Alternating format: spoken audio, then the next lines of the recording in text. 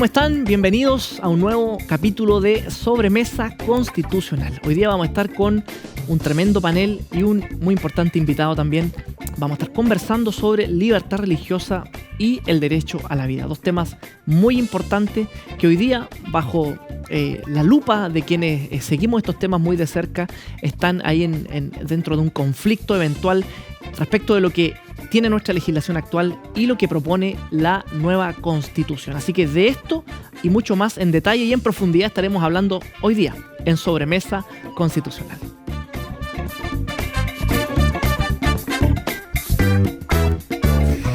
¿Cómo están? Bueno, como lo dijimos ya en la introducción, hoy día vamos a hablar dos temas sumamente relevantes sobre derecho a la vida y libertad religiosa, que son temas que nos invitan a no solo a reflexionar, sino que también a tener una posición activa respecto de la defensa de esto en el espacio público. Y hoy día me encuentro junto a un tremendo panel también y tremendos invitados, así que vuelvo aquí a saludar como cada semana a Saray Jaramillo. ¿Cómo estás, Saray? Hola, Benja, muy contenta de estar aquí una vez más, con tremendos invitados, compañeros de esta sobremesa.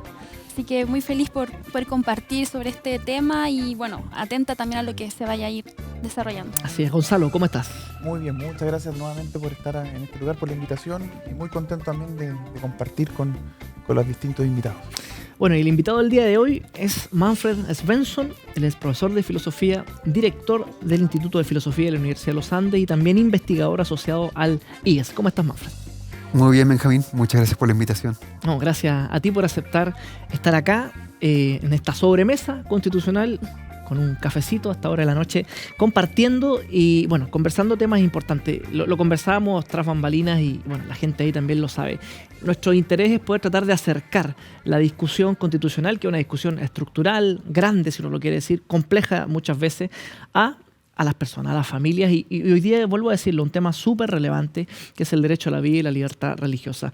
Y voy a partir al tiro con una polémica, hasta donde yo entiendo y hasta donde yo sé, este texto propuesto por la Convención sería el único en el mundo, de los pocos en el mundo, que viene a consagrar el aborto de esta manera en su Constitución Política de la República. Recordemos que es sin causales y sin límite de edad gestacional. Manfred. Es muy impresionante, efectivamente. Yo no soy constitucionalista, no sé si es que este es el único texto, pero sí sé que es una anomalía muy seria que en una constitución esto se ha abordado y se ha abordado en estos términos tan radicales, ¿no? Sí. Yo creo que aquí hay tres grandes cosas, ¿no? o tres puntos en los que podríamos dividir la discusión. Una es el contenido, ¿no? ¿Qué es lo que se pretende aprobar aquí? Sí. Segundo, ¿qué hace esto en una constitución? ¿No? Segunda pregunta, uno podría estar o no de acuerdo con lo que se escribe, pero hay una pregunta relevante respecto de dónde debe ser tratado el problema, si acaso la Constitución es el lugar adecuado, ¿no? Y tercero, es el asunto de la objeción de conciencia, ¿no? Porque es evidente que sí. es un problema que divide a las sociedades contemporáneas, y entonces tienes que preguntarte, bueno, si en el modo en que se trata los autores del texto se hicieron cargo de la profundidad de las divisiones, de lo serio que es el tema, y en fin, creo que estas tres aristas merecen una consideración detenida, ¿no? Así es. Si vamos a lo primero, tal vez lo que hay que aclarar en primer lugar es lo siguiente. Esto, lo que se cubre en esta propuesta no es y no tiene virtualmente nada que ver con lo que discutíamos pocos años atrás cuando hablábamos de las tres causales, ¿no? Ahí estábamos hablando de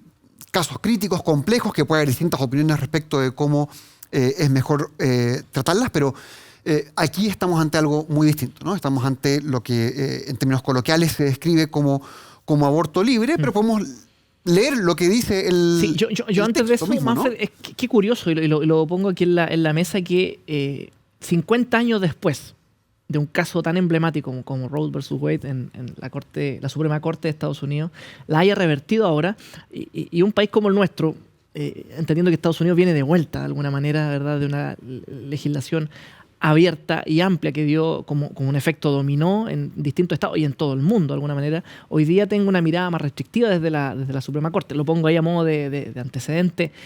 no menor, en el fondo. Pero por favor, vamos No, a... es un antecedente muy relevante, efectivamente, ¿no? Esto está escrito un poco como bajo la idea de que todas las sociedades van hacia allá, ¿no? Hacia una mayor liberalización del aborto. Claro. Y esto es simplemente falso, ¿no? Esto es una Sí. materia en disputa en todas las sociedades, o al menos en todas las sociedades occidentales, y en esas disputas las aguas se mueven a veces en una dirección, a veces en otra, ¿no? Sí. Y un texto como una constitución tiene que estar escrito de un modo que permita que ese movimiento se dé dentro de una sociedad, ¿no? Con respeto por las distintas partes de una sociedad que se caracterizan por distintas posiciones respecto Sí. Pero antes de entrar a eso, ¿no? Que es la pregunta respecto de qué hace en la constitución, yo notaría qué es lo que dice el texto. Dice que el Estado garantiza o asegura a todas las mujeres y personas con capacidad de gestar, como lo describe, las condiciones para un embarazo, una interrupción voluntaria del embarazo, un parto y una maternidad voluntarios y protegidos. Y esto es muy llamativo, ¿no? Por lo que decía antes, esto no tiene nada que ver con los casos complejos que se discutían al tratar las tres causales, sino que esto ubica el aborto, según el eufemismo usado aquí, la interrupción voluntaria del embarazo, Claro. como una prestación médica más, ¿no? Como si junto con asegurar las condiciones para un embarazo y para una maternidad protegida, en ese elenco tuviera sentido ubicar una materia como esta. Eso es muy llamativo, ¿no? Es una perspectiva que efectivamente es muy radical y como notabas también en la introducción, esto no solo es así, sino que esto es así sin límite alguno. Y eso... los televidentes recordarán, ¿no? Fue objeto de mucha controversia y la verdad es que aquí hay que mencionar también que ha habido hipocresía muy llamativa, porque los partidarios del aborto libre, cuando esto fue aprobado en primera instancia, celebraban, ¿no? Y unas pocas horas después se dieron cuenta de que esto no les traía los dividendos que esperaban en el amplio público, porque la población no está radicalizada como ciertas élites respecto de esto, Sí. y empezaron con un discurso según el cual, no, pero si esto lo regula la ley, ¿no? Lo sí. dice el inciso que sigue, la ley regulará el ejercicio de estos derechos, pero una ley efectivamente regula las condiciones bajo las cuales algo se da, pero no puede limitar un derecho. Claro. ¿no? Y ahí me gustaría, que es súper interesante ese segundo inciso, porque muchos era como, oye, pero no sea exagerado, si finalmente el segundo inciso es el que dice... No, Gonzalo, ahí como profesor de Derecho Constitucional... Bueno, es que hay un problema. Yo estaba escuchando atentamente a Manfred y sumamente comparto y suscribo lo que él señala, porque acá yo creo que hay un problema que hay que ir desglosándolo por capas. O sea, efectivamente, esa falta a la verdad al señalar que la ley regulará el ejercicio de estos derechos, hay una discusión teórica que se ha dado por más de 50 años, de esta altura ya son más de 70 años, qué es lo que puede hacer la ley respecto de la Constitución. Y ahí hay una articulación entre lo que hace el legislador, no como constituyente, sino que como legislador. Y en Chile nosotros hasta hace un par de años atrás estaba muy, podríamos decir, confundida la dimensión de constituyente derivado y el legislador, porque el Congreso Nacional era el que modificaba la Constitución y uno creía que podía llegar hasta cierto nivel o ciertos niveles de regulaciones bastante extremos, pero no es así. El legislador siempre va a estar supeditado a lo que señala la Constitución. Y de hecho, la Constitución vigente señala específicamente en el artículo 19, número 26, que este es un artículo que viene de la tradición alemana, particularmente, y señala específicamente qué es lo que puede hacer el legislador en torno a la regulación de los derechos fundamentales. Yo lo quiero leer y señala la seguridad de que los preceptos legales que por mandato de la Constitución regulen o complementen las garantías que ésta establece o que las limiten en los casos que ella lo autoriza, no podrán afectar los derechos en su esencia. Eso, la doctrina constitucional, durante más de 60, 70 años, ha sostenido que jamás se puede limitar o regular un derecho fundamental, como el que se está estableciendo en este lugar, más allá de la esencia del derecho, es decir, el núcleo esencial. ¿Y qué es el núcleo esencial? Aquello que hace ser el derecho y no lo desnaturaliza en otro derecho distinto. Esa es la primera complejidad. Y en segundo lugar, va a ser la deliberación democrática en torno a este punto. Porque acá uno dice, bueno, tenemos asegurada cierta deliberación, porque esto va a tener que pasar por el nuevo Congreso de Diputadas y Diputados, y también eventualmente por la revisión de la Cámara de las Regiones. Pero específicamente se señala en el borrador que aquellas materias que se regulen por mandato de la Constitución, que sean materias de ley, solamente son competencia de conocimiento del Congreso de las Diputadas y de los diputados. Por tanto, no necesariamente van a pasar por la Cámara de las Regiones. Y el estándar desde esa perspectiva, el estándar de regulación y el estándar de deliberación va a ser mucho, mucho menor. Y desde esa perspectiva, la regulación podría afectar específicamente el derecho en su esencia, porque no vamos a tener una gran deliberación democrática al respecto. Oye, tenemos ahí, entiendo, en pantalla un poco lo que dice el texto actual, el vigente, la Constitución vigente y la propuesta, para que le podamos echar ahí un vistazo, la gente lo pueda estar mirando. No sé si podemos ahí, está en el artículo... ¿Ahí está en pantalla? Sí, perfecto. Ahí está en pantalla ya. Entonces, en la propuesta, ¿verdad?, de esta nueva Constitución, esto está en el artículo... no, esto está hablando sobre libertad religiosa, sobre el derecho a la vida. No sé si lo tienen por ahí. Pero mientras, Manfred, respecto de esto, que, bueno, va muy entrelazado al tema que es el tema siguiente, entendiendo hoy día que, bajo lo que nos propone este texto borrador, o sea, hay aborto libre, es un término coloquial, evidentemente, porque algunos dicen no puede ser aborto porque hasta tal semana, etc. Pero hoy día lo que está en el texto borrador, podemos decir y entenderlo así, es aborto libre y la ley no va a tener la posibilidad de limitarlo. O podría formularlo así, ¿no? Va a haber regulación que fijará plazos, pero cada restricción va a poder ser impugnada probablemente como inconstitucional. Y en ese sentido, el rumbo que fija la Constitución efectivamente es hacia el aborto libre, ¿no? Recuerdo un constituyente que habló en que incluso la ley de 3 causales podía ser derogada, de facto, por decirlo de alguna manera, al entrar en vigencia este texto de nueva Constitución. Lo tenemos ahí en pantalla, señor director, si no me equivoco, ahí para que la gente lo pueda mirar muy rápidamente, qué es lo que dice respecto del texto borrador y qué es lo que también señala la Constitución vigente. Claro, el artículo 19, número dice, la Constitución asegura a todas las personas el derecho a la vida y a la integridad física y psíquica de las personas, y luego dice, la ley protege la vida del que está... O sea, está expresamente...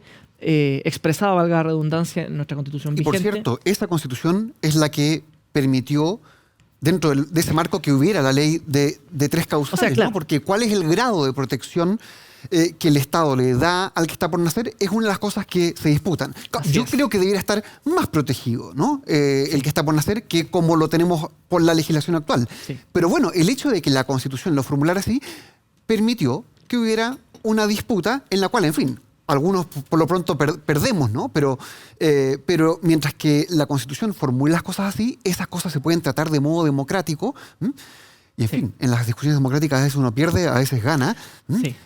Pero sabes que eres parte de la comunidad dentro de la cual se da esa discusión. Sí, y esto es lo que no está pasando. Me gustaría decirlo de otra manera. O sea, si bajo la Constitución vigente, que de alguna manera resguarda el derecho a la vida del que está por nacer, y lo estipula así, la ley protege la vida del que está por nacer, hay una ley de aborto en 3 causales que fue ampliamente discutida, finalmente el Tribunal Constitucional terminó fallando. Yo no quisiera imaginar, y lo planteo así, qué es lo que se puede llegar a abrir con un texto, con un artículo como el que acabamos de leer respecto de lo que propone la nueva Constitución. O sea, dicho de otra manera, así quisiera empezar. Y bajo esa premisa, ¿cuál es la protección o el grado de protección que tenemos las personas que no estamos de acuerdo con esto, que pensamos que el aborto es un mal social, como lo dijo la presidenta Bachelet hace muchos años atrás? Yo lo recuerdo muy bien. Parece que hoy día nos olvidamos de que es así y que es algo que tenemos que combatir y no es un derecho, ¿verdad? No es un derecho fundamental. Bajo esa premisa, ¿cuál es la protección que hoy día tenemos a nivel individual o personal o a nivel institucional? Hablando de la objeción de conciencia, entiendo yo que no está contemplado en el texto tampoco de nueva Constitución. Gonzalo, Manfred, Sari, no sé quién quisiera decir primero al respecto. Yo creo, la verdad es que, bueno, entre los dos, la Constitución vigente y la propuesta, hay un cambio de acentos. Hay que señalarlo claramente, porque en el artículo 19, número 1, estamos hablando de los derechos del que está por nacer. Y en el artículo 61 del borrador estamos hablando de los derechos de la persona gestante, como se señala. Entonces, ahí hay un cambio de acento. Claro. La protección aquí o la garantía está para que la persona tenga la libre determinación de poder en este caso, realizar un aborto, en primer lugar. En segundo lugar, si es que la limitación es mucha, tomando un poco de lo que decía recién Manfred, si es que la ley determina una limitación que va más allá de lo que alguna persona consideraría razonable que la Constitución pudiese limitar este derecho fundamental en cuanto al plazo, hoy día no vamos, si es que este borrador es aprobado, no vamos a tener un control de constitucionalidad, pero sí preventivo, pero sí va a existir un control de constitucionalidad represivo, posterior. Por tanto, perfectamente, una persona que crea que su derecho a abortar hasta los 9 meses se encuentra absolutamente limitado, y voy a ser muy categórico en esto, va a poder recurrir ante la Corte Constitucional de inaplicabilidad, señalando de que la Constitución dice una cosa y la ley señala una cosa distinta. Y es más, perfectamente podría después derogarse ese precepto por tratarse de un precepto inconstitucional, porque limita un derecho mucho más allá de lo que efectivamente lo está señalando el borrador, en este caso la Constitución. Y finalmente, ¿cómo me protejo, o sea, institucionalmente de una situación como aquella? Y lamentablemente la cláusula general de protección es la objeción de conciencia. Y generalmente los textos constitucionales tienen objeciones de conciencia, consagran la libertad de conciencia, pero al mismo tiempo de manera podríamos decir, prácticamente automática, prácticamente automática, se consagra la objeción de conciencia, porque las decisiones del poder político no pueden ser impuestas que lleven a hacer o realizar acciones que riñan contra la autodeterminación de conciencia, contra las convicciones morales, religiosas o cualquiera sean ellas. Entonces, desde esa perspectiva, hoy día, cuando uno mira la libertad religiosa, cómo está consagrada en el texto, no ve una objeción de conciencia, tanto a niveles individuales como a niveles institucionales, en distintos ámbitos de la vida. No tan solo hablando de este caso del aborto, sino que también hablando de educación y hablando de otro tipo de materias que son tan importantes como esta. De hecho, Manfred, da la impresión de que ellos toman, de alguna manera, prevén que podría de alguna forma venir esta discusión de objeción de conciencia individual e institucional, que dicho sea de paso existe en Uruguay, por ejemplo, que uno de los países más laicos. Hablo de la objeción de conciencia institucional, que algunos ponen el grito en el cielo con esto, porque al final del inciso primero del artículo 61 de la propuesta dice: asimismo garantiza su ejercicio libre de violencias y de interferencia por parte de terceros, ya sean individuos o instituciones. no sé qué. Da un mensaje claro. Es un cierre muy llamativo ese. Y efectivamente, no es que se les haya olvidado, ¿no? No es que por descuido no hayan puesto la opción de conciencia. Esto fue objeto de discusión. Cada intento por introducir una versión razonable de una opción de conciencia individual o institucional fue rechazado, como los sucesivos rechazos de la primacía de los padres en lo que se refiere a la educación de los hijos, ¿no? Entonces estos no son descuidos, sino que reflejan la visión de mundo predominante entre quienes redactaron este texto. Y esto no es ninguna sorpresa también, hay que decirlo, porque son discusiones que pocos años atrás tuvimos, ¿no? A propósito de la misma discusión relativa a las 3 causales, hubo discusión con una diferencia. Ahí la objeción de conciencia individual, al menos, era ampliamente respetada. Claro. Y lo que hubo fue una discusión muy importante en ese tiempo respecto de la objeción de conciencia institucional. Aquí puede tener sentido hacer una aclaración de qué queremos decir con eso, ¿no? Por favor. Porque la expresión puede sonar extraña, ¿no? Objeción de conciencia institucional, pero lo que se designa con eso es algo muy sencillo, ¿no? La sociedad civil se organiza ¿cómo? Se organiza porque personas que comparten visiones, creencias, etcétera, levantan instituciones fundadas en esas creencias, ¿no? Y pueden ser de todo tipo, no tienen por qué ser creencias religiosas, pero una parte de esas creencias son creencias religiosas. Y en el campo de la salud, concretamente, eso es muy importante, ¿no? Y la pregunta entonces no es solo si acaso un médico puede, o una enfermera puede levantar objeción de conciencia, sino si acaso una institución puede decir, en esta institución que levantamos inspirados por esta visión judía, cristiana, lo que fuere, y también puede ser, por supuesto, una visión secular que se oponga al aborto, la pregunta es si es que esa institución puede decir, nosotros en cuanto a institución no vamos a participar de algo como esto que nos parece, digamos, degradante, ¿no? ¿Eso podría extenderse, Manfred, a instituciones educacionales o ya derechamente, y no quiero anticiparme, pero derechamente, no sé, hay iglesias que tienen centros médicos más pequeñitos. Yo conozco Claro. centros de atención de repente primaria que prestan alguna ayuda. ¿Cómo queda eso? Claro, ¿y qué ocurre? Digámoslo así, cuanto más estrechamente parezca algo vinculado a una institución eclesiástica, más protegido parece, ¿no? Porque si es parte de la actividad de una iglesia, queda más naturalmente cubierto por la libertad religiosa. Pero la sociedad civil no funciona así. La sociedad civil no es un montón de instituciones eclesiásticas, sino que las personas, creyentes, no creyentes, al margen de su iglesia, se organizan, se unen, levantan instituciones, pero esas instituciones están inspiradas por una visión. Entonces la cuestión es si es que respetamos eso, ¿no? De modo tal que esas instituciones, que no son oficialmente parte de una iglesia o instituciones confesionales, están o pueden estar protegidas, ¿no? De realizar prácticas que consideren dañinas, degradantes. Y eso, en fin, fue objeto de discusión muy significativa en ese tiempo y ahora fue descartado aquí junto con la objeción de conciencia individual, ¿no? Entonces, esto es muy llamativo, es muy radical y es por eso que, digamos, por la combinación de tener esto en la Constitución y excluyendo la objeción de conciencia, que me parece que uno puede decir con toda tranquilidad que esta Constitución, digamos, trata a una porción enorme de la población como gente que merece estar al margen del pacto social que se busca forjar con este texto, ¿no? Y es bueno, junto con la gravedad del aborto, esta es la seriedad del problema, ¿no? Esto es serio porque es serio el problema del aborto, pero además porque se refleja la visión que tienen de una sociedad plural los que han confeccionado esto. Sí, el derecho internacional habla latamente sobre la libertad religiosa. Y yo quisiera solamente leer uno de los distintos tratados internacionales o pactos, en este caso, sobre lo que dice, por ejemplo, el Pacto Internacional de Derecho Civil y Político de las Naciones Unidas, en su artículo 18, dice: toda persona tiene derecho a la libertad de pensamiento, de conciencia y de religión. Este derecho incluye la libertad de tener o de adoptar la religión o las creencias de su elección, así como la libertad de manifestar su religión o sus creencias individual o colectivamente, tanto en público como en privado, mediante el culto, celebración de ritos, prácticas y enseñanzas. ¿Qué es lo que hoy día señala? Y ahí sí, señor director, si quieren ponerlo, solo leí uno, hay varios más otros tratados que hablan sobre de derechos humanos, que hablan sobre la importancia de la libertad religiosa. Quisiera yo poner ahí de manifiesto qué es lo que hoy día propone el texto de nueva Constitución, pero así como yo lo conversaba en estos días con una persona, así como uno no puede interpretar solamente un versículo de la Biblia sin entenderlo en su plenitud o en su complejidad, ¿verdad?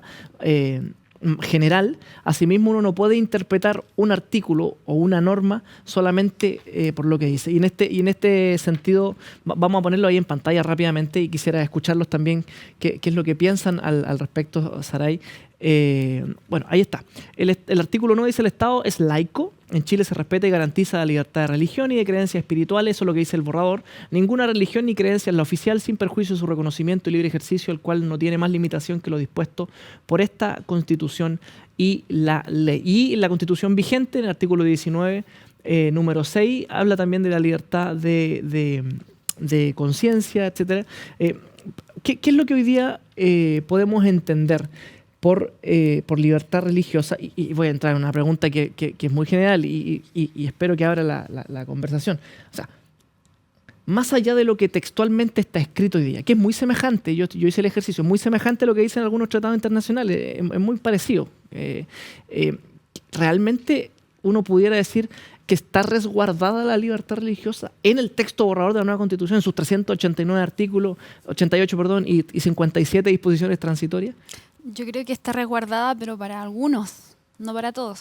O sea, es importante que yo creo que también aquí vamos a hacer el ejercicio de ir abriendo el entender que la religión hoy día no solamente la entendemos con los credos clásicos o tradicionales que hemos profesado en nuestra nación, que es el credo evangélico, el católico, judío, etcétera, sino que hoy día estamos entrando a un plano donde la espiritualidad, porque así se consagra también como término en el borrador, la espiritualidad se entiende más allá del profesar un credo, sino cómo incluso este interactúa en las instituciones.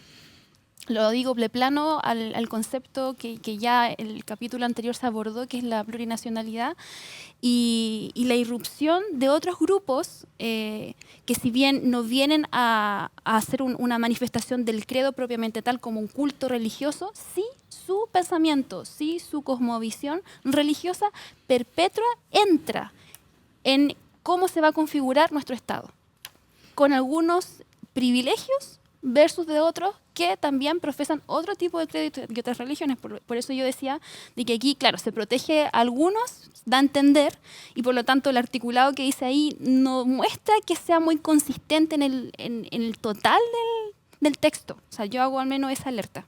Sí. Yo recogería lo que señalaste también al introducir este tema, ¿no? Que es los textos de este tipo, las constituciones, se leen como un todo, ¿no? Y la pregunta sobre la medida en que está, el modo en que está garantizada la libertad religiosa, no es una pregunta respecto del artículo puntual, que es el artículo 67, 67 sí. Que se refiere a la libertad religiosa, ¿no? Claro. Es muy importante, por supuesto, ese artículo, Sí. ¿no? Y muchas de las cosas dichas ahí pueden ser muy importantes y pueden estar bien. Pero la pregunta respecto de cómo se resguarda la libertad religiosa es una pregunta que en fin, quien quiera que se tome estos temas en serio tiene que plantearle al texto como conjunto, ¿no? Y eso significa preguntarse, bueno, en parte por las cosas que ya hemos tratado, ¿no? ¿Cómo está tratada la libertad de conciencia respecto de materias delicadas como el aborto? ¿Cómo está tratada la educación? Podemos detenernos tal vez un poco en ese punto, que es de importancia capital. Hay muchas cosas importantes a discutir sobre educación en el texto, pero Sí. hay cosas vinculadas con el tema que nos convoca hoy que creo que vale la pena Sí, como por ejemplo, notar, para que ¿no? la gente, clases de educación religiosa en los distintos colegios, ¿verdad? Hoy día existe un decreto. Los proyectos educativos institucionales, como lo conversábamos también hace un rato atrás, de los colegios o institutos, ¿verdad? Que tengan una mirada religiosa, una visión específica al respecto. Claro. Mira, Saray aludía al modo en que la plurinacionalidad afecta este tópico también, ¿no? Sí. Tiene, de nuevo, muchas bajadas relevantes la plurinacionalidad, digamos, altera muy significativamente la estructura del Estado, pero también toca esta dimensión de la vida, ¿no? En el artículo 36.5 se reconoce lo siguiente, dice: la Constitución reconoce la autonomía de los pueblos y naciones indígenas para desarrollar sus propios establecimientos e instituciones de conformidad con sus costumbres y cultura, en fin, etc. Esto a mí me parece muy bien, ¿no? El punto es que me parece muy bien esto para todos, Claro. no para un grupo Exacto. de la ciudadanía. Y cada vez que algo semejante intentó afirmarse para la sociedad civil en general, fue rechazado, Claro. ¿no? Entonces, ¿qué es lo que reconoce este artículo? Lo que reconoce es que a partir de una cultura, a partir de una visión de mundo, se pueda crear instituciones que por supuesto siguen sujetas a los fines generales de la educación, si no es que uno puede hacer ahí cualquier cosa, ¿no? Así es. Pero que puede haber una orientación sustantiva guiada por cosas que le preocupa a las personas que levantan esas instituciones. Que eso se afirme, insisto, para los pueblos indígenas me parece muy bien. Si el punto en cuestión es que cuando se intentó lograr eso para el resto, eso fue rechazado una y otra vez. Bueno, a modo solamente de ejemplo, una iniciativa popular de normas, si se recordarán, que lo abrió la convención, ¿verdad? Duró cerca de 7.000, finalmente creo que 70 o un poco más fueron aprobadas, que lograron más de 15.000 patrocinios, y entre ellas la propuesta 3.042 sobre confesiones religiosas que querían contribuir, ¿verdad? Y con más de 20.000 apoyos, fue una de las que más apoyos logró a nivel de las iniciativas populares de normas, fue desechada, a modo de antecedente. Gonzalo. A ver, y yo creo que acá, a propósito de cómo se interactúan las definiciones y las autodeterminaciones de ideario, a mi parecer hay protecciones que quedan bastante profundizadas y cuestiones que quedan bastante desprotegidas. Entonces, el texto que estaba leyendo recién Manfred es una gráfica de lo que pasa, por ejemplo, con la autonomía de los cuerpos, en este caso de los pueblos indígenas. O sea, su autonomía está muy, muy resguardada. Pero ¿qué pasa con el resto de la sociedad civil? ¿Qué pasa con los cuerpos intermedios? Uno busca en el texto, acá en la Constitución, uno lee el artículo primero y mira, el inciso tercero dice que los cuerpos intermedios, o sea, la Constitución protege la autonomía de los cuerpos intermedios. Y esa autonomía es de organización, también es de ideario, tiene ciertos límites y lo establece la Constitución.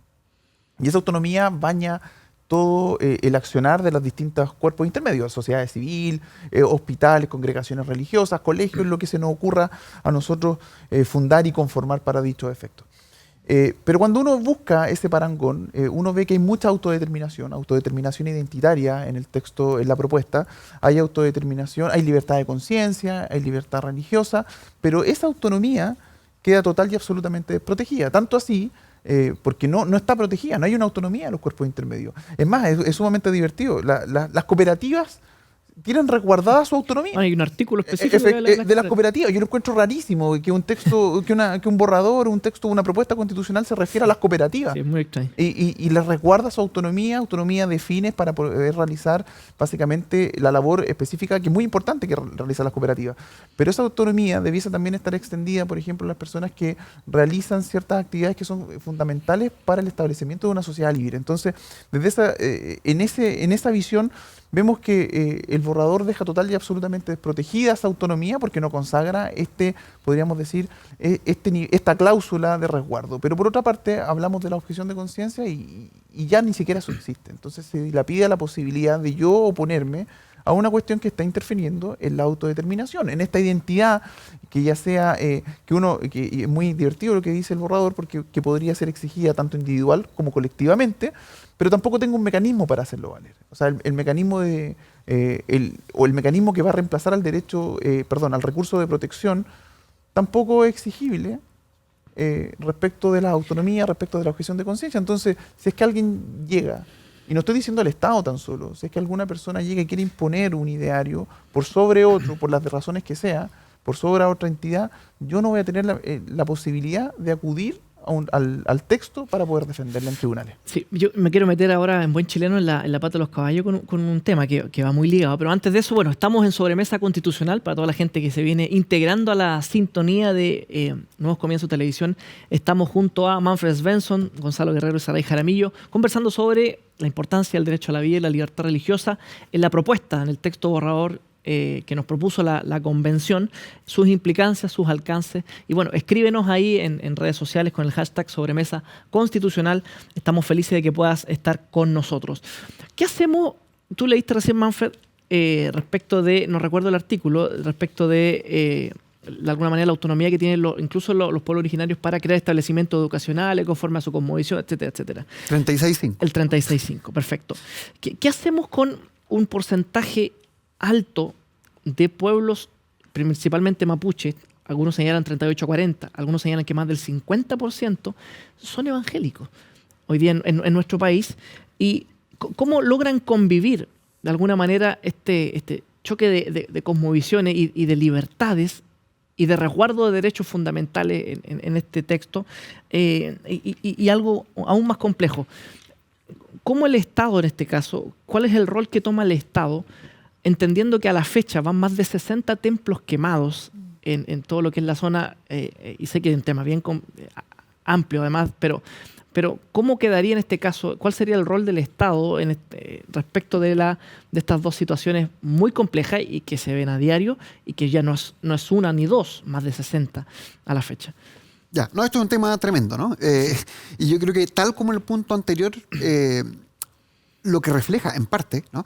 Es no solo la visión de mundo que inspiró a la mayoría de los redactores de este texto, sino también lo poco que dialoga el texto con la realidad nacional, ¿no? O la medida en que aumentan las dificultades cuando intentas hacerlo aterrizar, claro, ¿no? Porque el texto opera como si ese mundo indígena no fuera variado, claro, religiosamente, ¿no? Y en fin, y este choque con la realidad yo creo que se produce en muchos campos. Bueno, en el campo de la educación que estábamos tocando, sí, el 51% de la educación chilena es educación subvencionada, ¿no? Y que también cae bajo cierta desprotección. Pero además hay que notar, en esa educación subvencionada, alrededor de 1.400 escuelas son de inspiración católica. Un poco más de 300 son de inspiración evangélica. A veces se piensa que las iglesias evangélicas tienen una vida, digamos, religiosa muy fuerte, pero poca presencia en la sociedad civil. En cierto sentido es una crítica justa, pero en fin, hay que matizarla, ¿no? Porque cuando uno mira esos números, uno dice, vaya, aquí hay sociedad civil activa también. Y eso, el desconocimiento de eso, ¿no? Es muy revelador respecto de los autores de esto. Pero vuelvo al punto, ¿no? ¿Cómo decías tú? Aquí hay que hacerse cargo del hecho de que el mundo mapuche, centrémonos en este caso, que es el de importancia mayor por números, por cuán conocido es, por los problemas y seriedad que tienen los conflictos que tienen lugar en la Araucanía. Una estimación conservadora, ¿no? La encuesta CEP del 2005, algo más del 30% de los mapuches son evangélicos, ¿no? Eso significa que la proporción de evangélicos en el mundo mapuche es el doble, Claro. que la población general del país. Claro. En el caso católico entiendo que no hay una desproporción tan manifiesta, pero hay un número de católicos enorme, Sí. en el pueblo mapuche. Es decir, el cristianismo Ha permeado muy en una fuerte, confesión sí. u otra, ¿no? es significativamente mayoritario. Esto, por supuesto, después hay que ponerle todos los granos de sal que quieras, ¿no? Puede ser con mucho sincretismo en algunos casos, etc. Pero el cristianismo no es algo ajeno al mundo mapuche, ¿no? Por el contrario. Claro, muy por el contrario, Sí. muy por el contrario, ¿no? Le es más ajeno al resto del país que al mundo mapuche, Claro. digámoslo así, Sí. para dejarlo bien claro. Y claro, ¿por qué choca esto con el texto? Porque el texto trata a los pueblos originarios como si tuvieran una identidad fija o una visión de mundo fija, ¿no? Esto uno lo puede ver en múltiples artículos. Por ejemplo, en el artículo 11, ¿no? El Estado reconoce y promueve el diálogo intercultural, horizontal y transversal entre las diversas cosmovisiones de los pueblos y naciones que conviven en el país con dignidad y respeto recíproco. Esto suena muy bien, ¿no? El Estado promueve el diálogo, el encuentro, y todo eso efectivamente, si es que estuviera bien dicho, estaría bien, ¿no? El problema está en lo que dice entre medio, ¿no? Que el diálogo es entre las diversas cosmovisiones de los pueblos y naciones. Eso es tratar a cada pueblo o nación como si estuvieran caracterizados por una visión de mundo propia, fija, ¿no? Claro. Como si estuvieran atados a su visión originaria. Y eso es desconocer la realidad del mundo mapuche hoy, ¿no? Que es una realidad internamente diversa, Sí. en muchos sentidos. Es variada Sí. en términos religiosos, es variada en términos políticos, es variada en términos de cómo ven su integración con el resto del país. O sea, esto repercute en muchos campos, ¿no? Esa diversidad no se manifiesta en la visión que inspira a este borrador, pero en el campo de la religión esto es especialmente manifiesto, ¿no? Y esto tiene repercusiones. Tú aludías a los incendios de templos. Y no es que la gente por leer cosas como estas va a quemar un templo, ¿no? Pero estas cosas sí están conectadas en el siguiente sentido. Que este lenguaje que le atribuye a cada pueblo una visión de mundo estática, una vez que uno lo empieza a absorber, nos vuelve ciegos al hecho de que esos templos son templos de mapuches, Claro. que es algo mapuche lo que está siendo incendiado. O sea, es muy llamativo que en este contexto de hoy, en el que hay una valoración tan significativa de lo mapuche, que nos importa que sea preservado, cuidado, tratado con respeto, se pueden incendiar los templos Sí. de nuestros conciudadanos mapuches sin que se reaccione. ¿Por qué no se reacciona? Porque no se quiere imaginar siquiera que son templos de mapuches. Es como si fuesen mapuches inauténticos por ser cristianos, ¿no? Y eso está conectado con la visión que esta constitución o este borrador de constitución refleja. Saray, eso bajo tu perspectiva, ¿aúna más o nos divide más?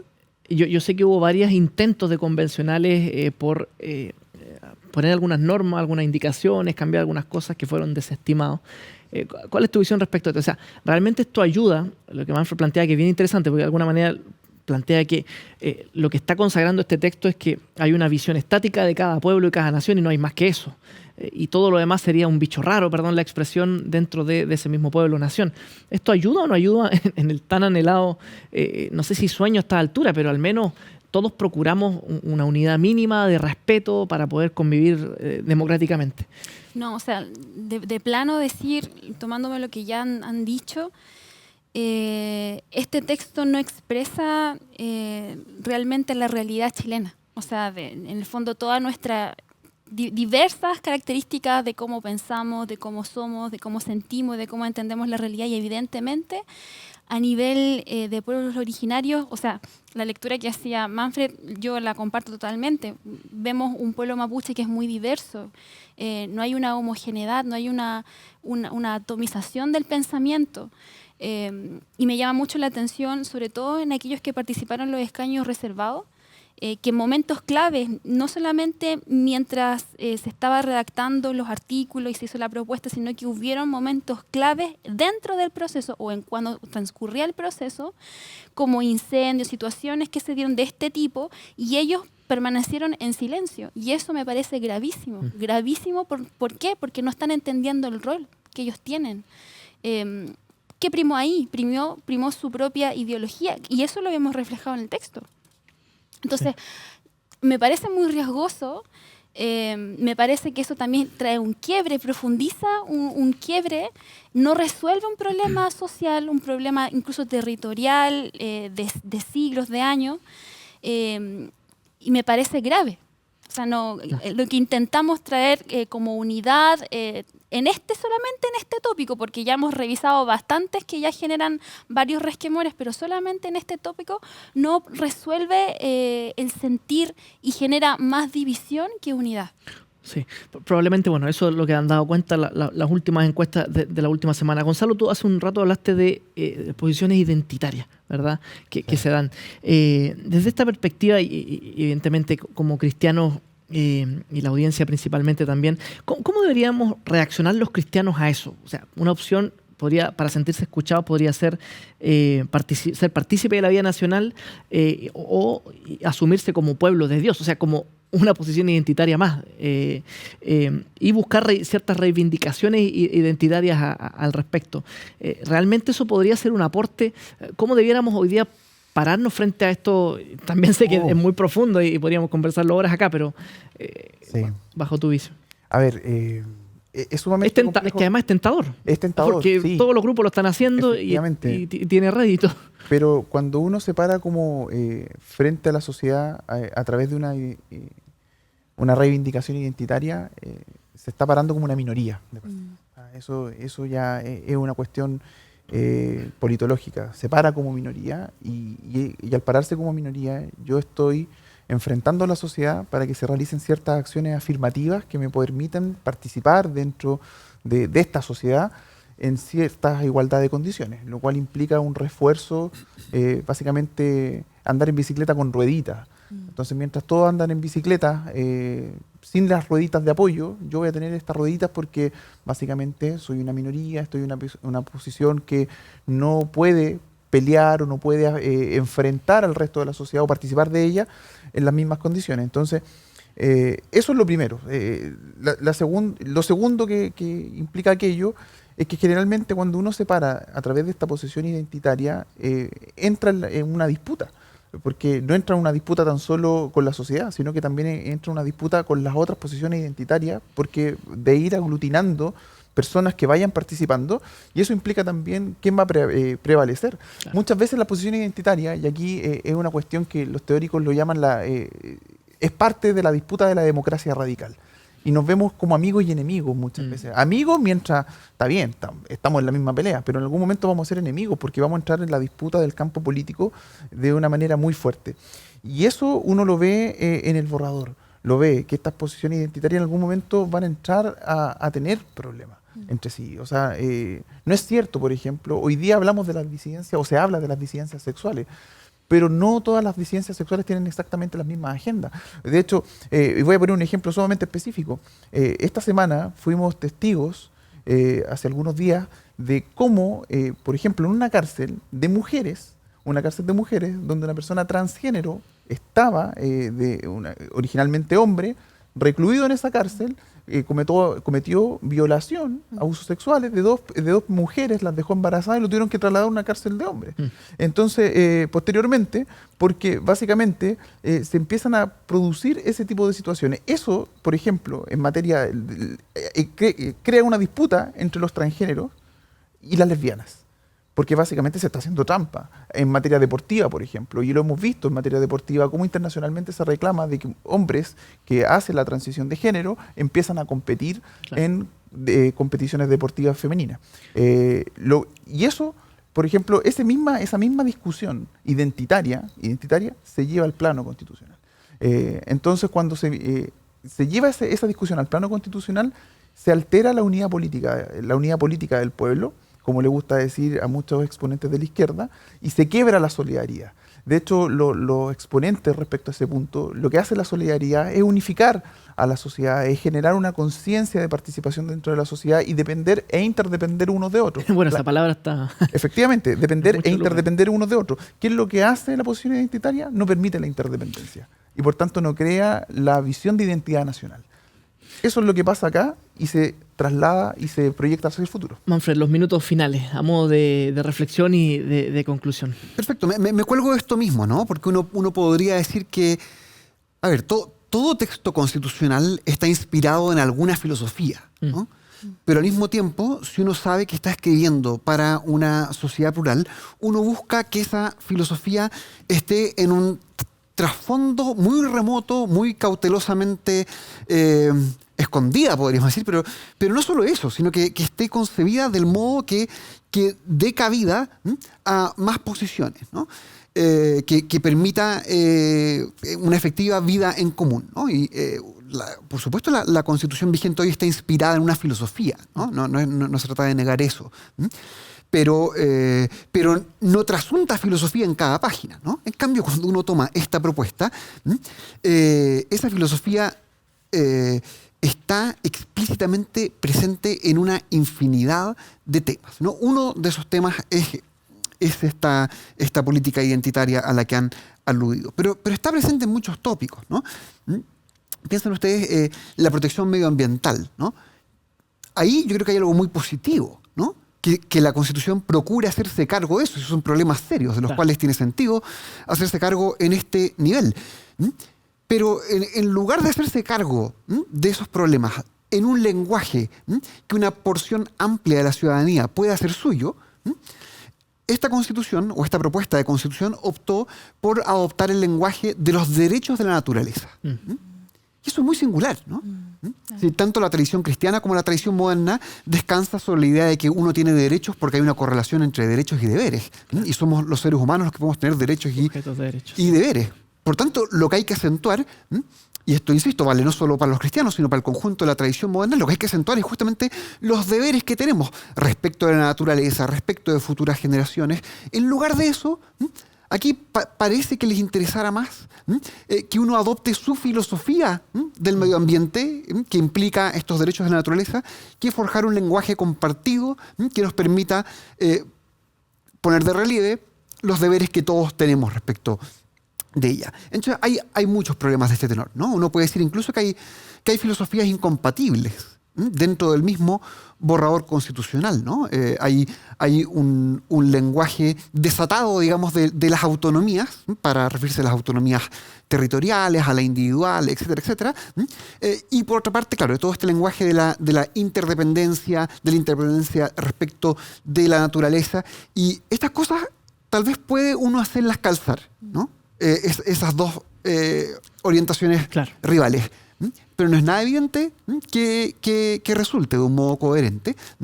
Y en fin, esto me parece que resume el tipo de problemas importantes que tiene este texto. Y me parece muy importante discutir estos asuntos, porque hoy uno podría decir que hay un un consenso muy extendido respecto de los problemas que tiene este texto en la parte orgánica, ¿no? En la parte de la organización del poder, en el sistema político, Sí, en el sistema dicho de justicia. transversal. Esto, todo el mundo de derecha e Transversal. izquierda está de acuerdo respecto a cuáles son sus problemas. Pero toda la parte dogmática, digamos, está atravesada por problemas profundos también, ¿no? Entonces no hay que hacer como si la parte relativa a estos asuntos estuviera ok y hubiera que en el próximo intento simplemente arreglar sistema político y sistema de justicia, ¿no? Hay cosas muy serias aquí que revisar respecto al fondo. Hay un fuerte arraigo ideológico que no está mal que exista, pero que no permite que otras posibilidades, otras visiones, otras ideologías también puedan conversar y generar una unidad que tanto necesitamos. Bueno, Manfred Svensson, muchísimas gracias por estar con nosotros esta noche en Sobremesa Constitucional. Muchas gracias. Gracias a ustedes. Además, Gonzalo Saray. Y gracias a todos ustedes, por supuesto, a toda la audiencia que estuvo acompañándonos, compartiendo, comentándonos. Siga con nosotros. Cada domingo a las 10 de la noche estamos aquí en Sobremesa Constitucional, tratando de desentrañar, de explicar, de dar a conocer, de informar qué es lo que realmente dice esta propuesta de nueva Constitución que todos tendremos que votar el 4 de septiembre. Muchas gracias, buenas noches, bendiciones.